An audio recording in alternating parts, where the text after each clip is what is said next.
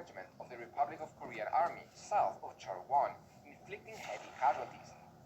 The ROK 7th Division was stationed at the strategic town of Gyeongbu, and they had not joined the battle even by the morning of June 26, probably because it waited for reinforcements by the 2nd Division.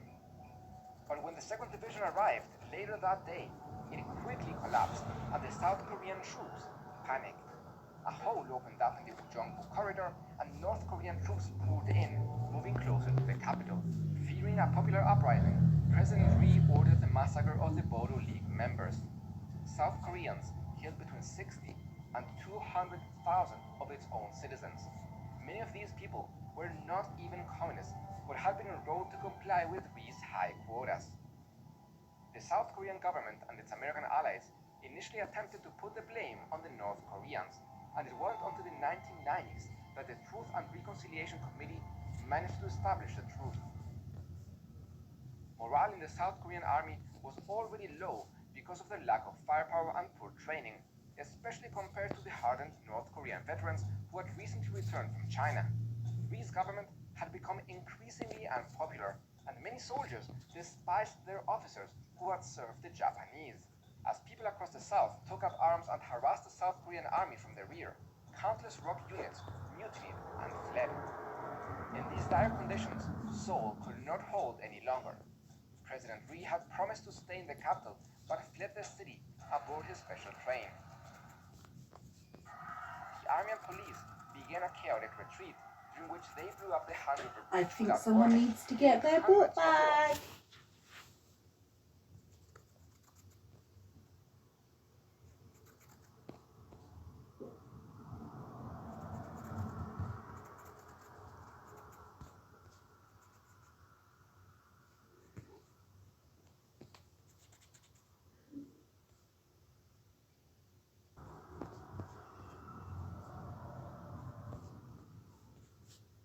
Police, military, and civilians who were crossing it.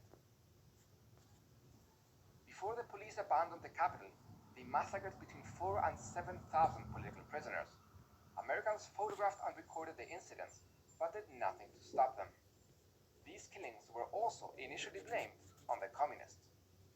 The capital fell quickly, and the North continued its advance. During the Battle of Daejeon, President Ri once again addressed his people. My loyal subjects, know that I wholeheartedly believe in you and your ability to defend the nation. That is why I have decided to stay here in Daejeon until the very end. Wow, that means so a lot to us. Even we judged him too soon. That's great. Go read. Wait, where is he? Once again, President Ri broke his promise and escaped far away from the front lines. Military morale evaporated and civilians panicked. Within a week, half of the ROK soldiers were dead, captured, or missing, and almost 70% of the total military equipment of the South had been lost. General MacArthur visited the front lines and concluded that the ROK army had mostly ceased to fight. The Civil War could have ended right here, Korea unified once again under North Korean leadership. It could have been just another in the long list of civil wars in developing nations. Again, thank you to Surfshark VPN for sponsoring this video. Remember to use my coupon code CAREABOUT and get up to 3 extra months for free with the link in the description.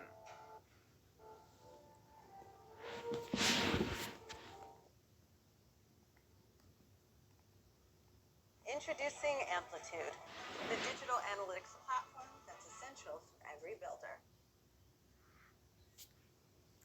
With help from the United code CAREABOUT and get up to 3 extra. But the US urged the United Nations to approve an intervention. At first, the Americans made the mistake of severely underestimating North Korea. Doesn't matter. It is likely that racism was an important factor that caused Americans to consistently underestimate the Korean military. Keep in mind that at this point, the US was a segregated society in which Koreans were considered to be people of color and subjected to apartheid-like restrictions. In Virginia, they had to drink from colored fountains. In many southern states, they were not allowed to marry Caucasians, and many western states forbade them from owning property. But don't take my word for it. Listen to the New York Times military editor Hanson Baldwin just 3 weeks after the war began.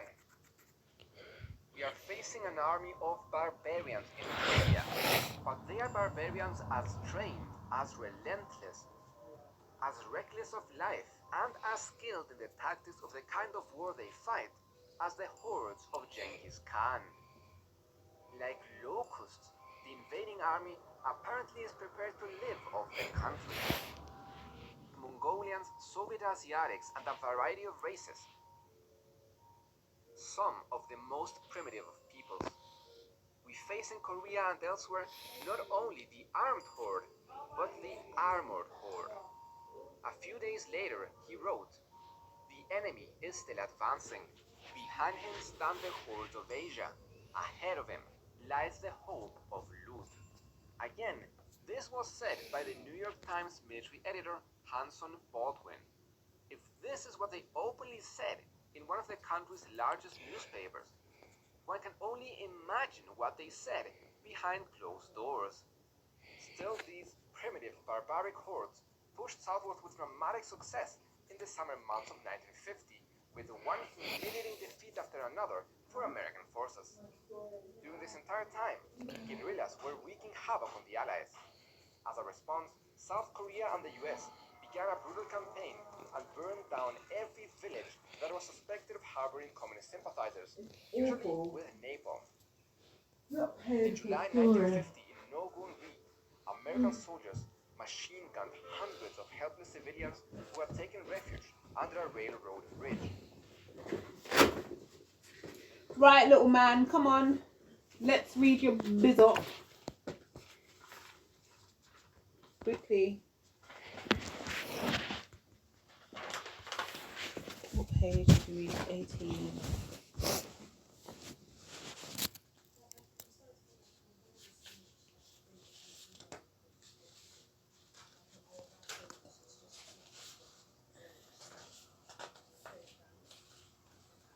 But as Steve got to his feet and held up a yellow card. "What's that for? High on you the whole afternoon," said Ref. "You're a dirty player, Parker. A cheat. Send Parker off," yelled the City fans. Steve